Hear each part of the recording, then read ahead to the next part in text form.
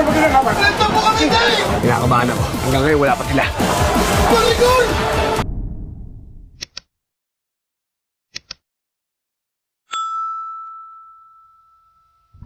Kinausap ni Mando si Ponggay sa presinto habang nakakulong ito.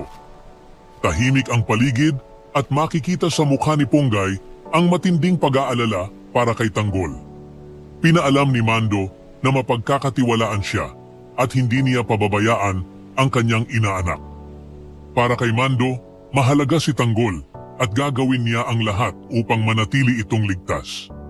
Napayuko si Ponggay at nanalangin, umaasang hindi mapahamak si Tanggol sa gitna ng mga kaguluhang nangyayari sa paligid. Samantala, kinausap ni Roberto ang mga kapulisan at inutusan silang gawin ang lahat upang mapaalis ang mga nagpoprotesta. Agad namang sumugod ang mga pulis sa lugar kung saan nagtitipon sina Tindeng at ang iba pang mamamayan.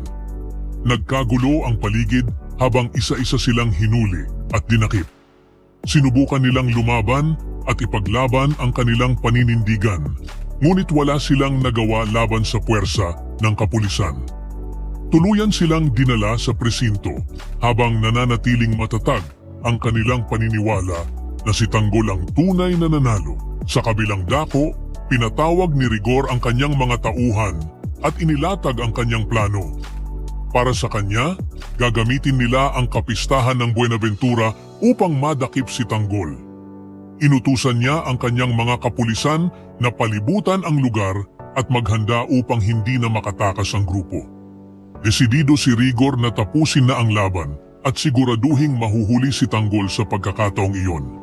Habang magkakasama sina Tanggol, Ramon at ang kanilang mga kasamahan, biglang tumunog ang telepono ni Enteng. Inakala ni Tanggol na nanay ni Enteng ang tumatawag, kaya agad niya itong inabot sa kanya. Ngunit pagsagot ni Enteng, si Rigor ang nasa linya. Malamig nitong inutusan si Enteng na pumunta sa Buenaventura at siguraduhing kasama si Tanggol. Binantaan siya na kapag hindi siya sumunod, ang buhay ng kanyang ina ang magiging kapalit. Nanlamig si Enteng at hindi makapagsalita. Para sa kanya, wala siyang ibang pagpipilian kundi sumunod. Agad nagtungo sina Tanggol, Ramon, Enteng, Bulldog at ang iba pa nilang kasamahan sa Buenaventura upang dalhin ang mga alahas na kanilang nakuha.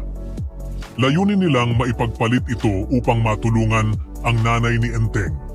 Ngunit nag-aalala si Bulldog at pinaalam na mas mabuting maiwan muna sina Tanggol at Ramon upang hindi sila malagay sa panganib. Pumayag naman si Tanggol at naghintay na lamang sila habang sina Enteng, Bulldog at ang iba pa ay nagtungo sa lugar ng meet-up.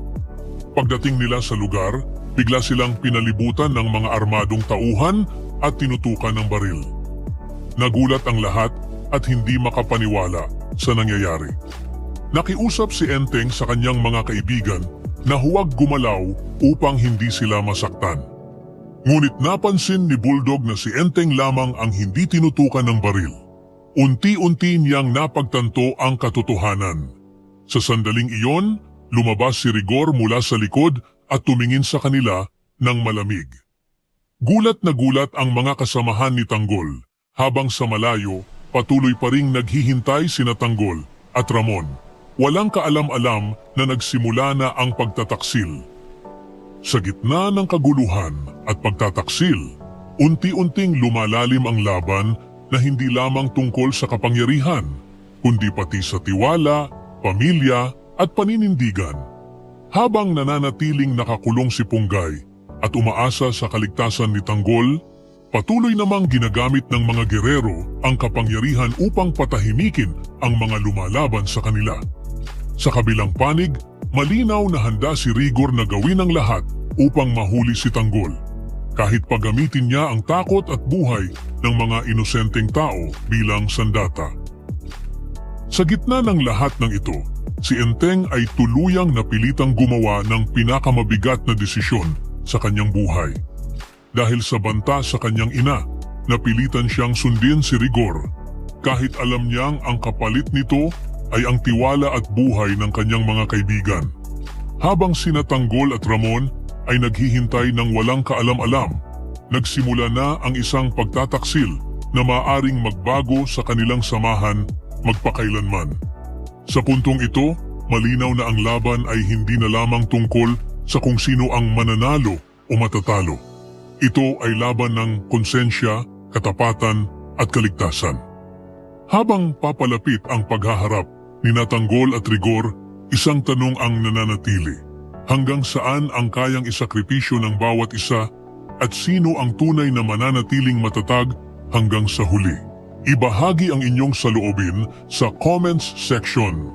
Huwag kalimutang mag-subscribe at i-click ang notification bell para hindi ninyo ma-miss ang susunod na kabanata ng Batang Quiapo. Maraming salamat sa panonood.